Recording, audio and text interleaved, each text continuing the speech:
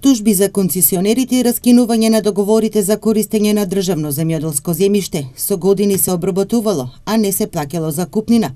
Ова го покажала ревизијата на Министерството за земјоделство. Поднесовме на 200 тужби, кажа вчера во Штип министерот за земјоделство Љупчо Николовски. Ревизијата на земјоделското земјиште која што ја правиме ослободува, односно констатира голем број на неправилности и незаконитости. Раскинавме огромен број на договори и иницииравме над 200 тужби по однос на неплатени концесии, но и ги правиме сите анализи и создаваме еден интегриран систем на управување со земјоделското земјиште заедно со Агенцијата за катастар на недвижности. Ги поврзавме сите наши подрачни единици електронски со агенцијата, за да имаме јасна слика што од земјиштето е недадено, а кое е дадено под концесија. Договорите кои Министерството за земјоделство ги исклучило порано не биле евидентирани во катастар.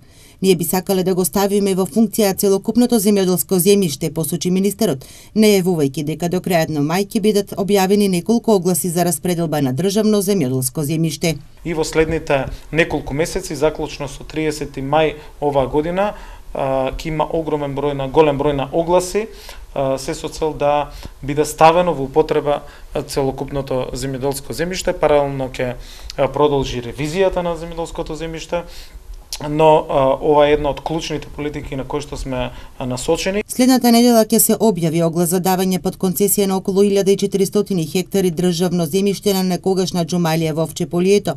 Интерес за нови инвестиции пројавиле домашни и странски компании.